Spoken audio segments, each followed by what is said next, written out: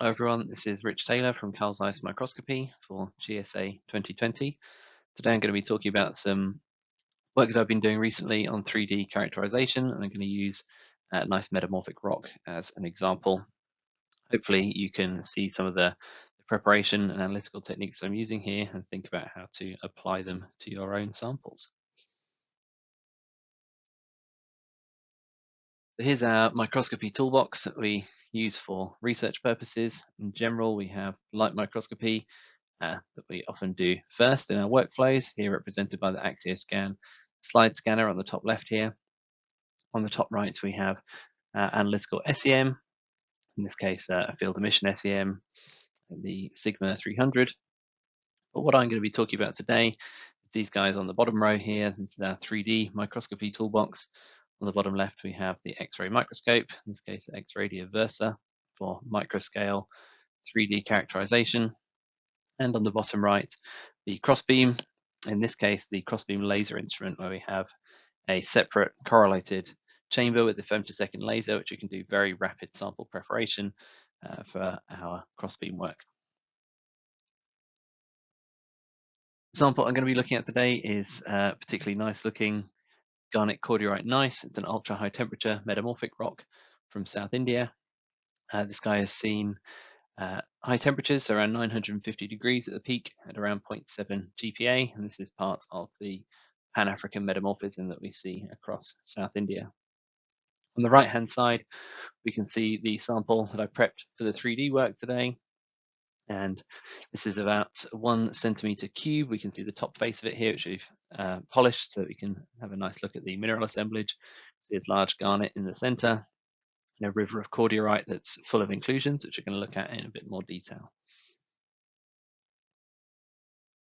So here we can see a full Versa 3D scan, and as we zoom in, we'll see that while the full scan has been done at around a 7 micron voxel size, we have a region of interest which has been mapped at around 1 micron voxel size. So we call this scout and zoom. It means we can look at our entire sample and then go and find a region of interest.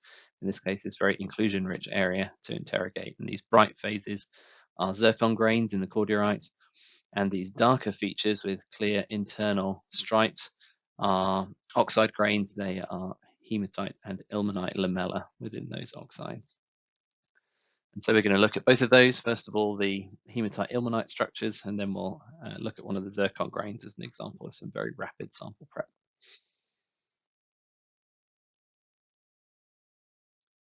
So the first thing we want to do, if we want to do a 3D crossbeam data set, is to excavate the site of interest in preparation for our analysis.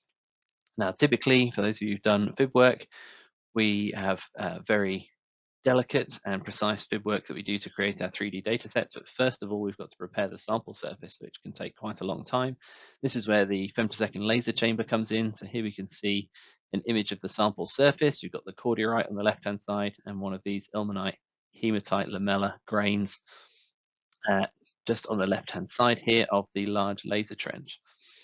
And the time it took to dig this trench, so it's about 300 by 300 microns and about 300 microns deep, it's about 34 seconds. So for the preparation work prior to our crossbeam data set, we're doing things incredibly fast. So compared to a plasma fib, for example, this is about 500 times faster than a plasma fib excavation rate.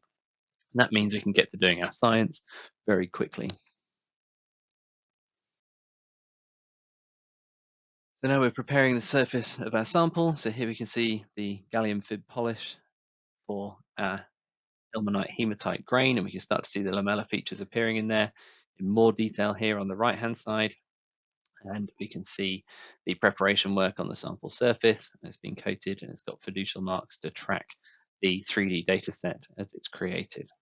So we're going to take about 2,500 fib slices through these lamella features, and then we can start to look at the 3D structure of our sample.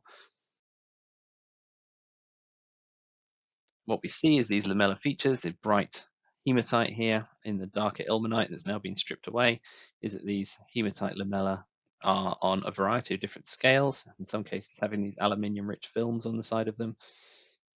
These structures actually continue down to the atomic scale, and they're quite interesting features in terms of how these rocks become magnetic, because the ilmenite and hematite themselves are not magnetic or very weakly magnetic, but all of these little interfaces between the two different mineral phases here create a very strong magnetic effect. So it's quite an interesting way for rocks to become strongly magnetic. What we can see in this 3D data set is the intricacy of all these features and their interconnectivity within our sample.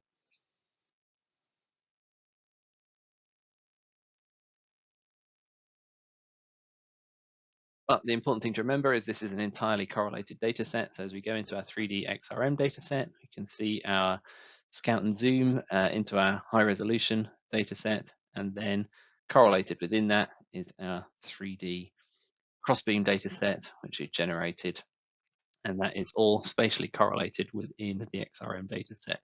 That means by building up these data sets as we go from one instrument to the next, we can build up increasing levels of detail within our sample.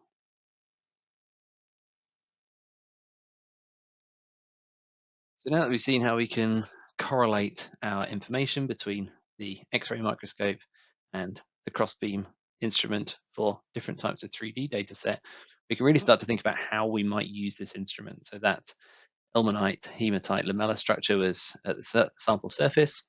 So we're able to quickly excavate the sample surface and start working on it. But what happens if we have buried structures, and how can we use the power of the laser system to excavate regions of interest that might be within our sample that we've identified using the X-ray microscope? On the left-hand side here, we can see a series of correlated images. Majority of the image is our entire sample, so our 1 centimeter squared surface of our cube.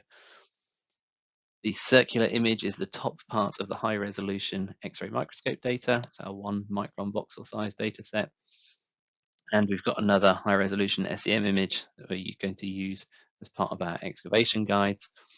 But the important thing here is what we're going to try and find is one of those zircons that's buried within our sample. And these green circles that you can see in here are where there are 3 zircon grains buried somewhere within our sample.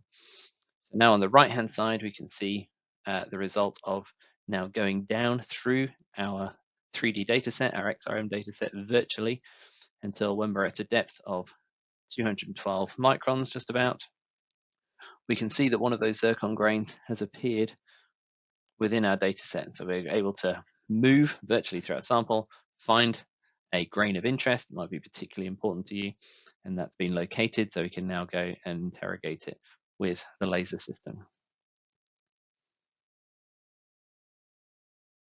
So now we can see the laser trench that's been dug here, so we can start to get to this sample that's buried. We have a large 600 by 600 micron area that's been dug out to a depth of 400 microns, a very large trench that's been cut in about 83 seconds. So again, just for some reference context, this is about 10,000 times faster than you would be able to achieve with the plasma fib. But the important thing is we're not just doing this fast, but we're doing it accurately. So on the right-hand side here, we can now see the wall of our excavated laser trench. And as soon as we start polishing this surface, we can see this feature appear. This is our zircon, which appeared in our XRM dataset between 212 and 250 microns. So we can now see the bottom corner of it. And even on the laser cut surface, the surface is actually a high enough quality to do something like collect a backscatter image and see that sample surface. And what we would want to do now, which I've not done here, but we could start to interrogate this sample using the plasma fib, or we could take this out as a very large lamella, for example, which we'll see on the next slide, to do 3D work or any other preparation work we wanted. So this is where we have to think about what the possibilities are for having an instrument that is capable of doing this. So if we are able to identify deeply buried structures within our sample, there might be inclusions or any kind of feature of interest, we can use non-destructive 3D microscopy techniques to go in and find those regions of interest. And then we have a tool in the Crossbeam Laser where we can very quickly and very accurately excavate our sample. And this gives us an opportunity to look at a sample size that's quite different to anything else that we might want to look at. So for example, here On the bottom left, you can see we've actually dug 2 laser trenches in the same way that we would go about making a TEM foil, for example, but on a very large scale. So it's 400 microns across here and 200 microns high. We can dig our 2 trenches and do a U-cut around that. And on the top here, we can see an example of now cutting out these very large lamellar features. And this changes the way that we think about our workflows for research. So when you imagine you're going in to cut TEM foil, for example, from a sample, or even something like an atom probe needle, you are often kind of putting all your eggs in one basket, or very few baskets, where you hope that the feature of interest is going to appear in your foil. What you can do here is cut this very large, thick foil, examine that with another technique. So it could be very high resolution 3D microscopy with an X-ray ultra, for example, that can do nanoscale imaging, or any kind of microscopy technique to look at the surface, and then go in there and decide what the best place is to do our TEM prep. So you can see here that foil has been prepared, and very small, normal sized TEM foils are being prepared out of that once we found the absolute perfect place to do our research. And also, instead of digging one very large feature, we can also dig lots of small features out. So here we can see the preparation of some columns that might be used for stress testing or a first stage of atom probe prep, where we can, in seconds, just go and prepare lots and lots of areas, lots of potential samples, check them for defects or whatever else that might be of interest, and streamline our workflow to make sure that when we get to those really expensive techniques, we're actually looking at the best possible sample with the features that we want.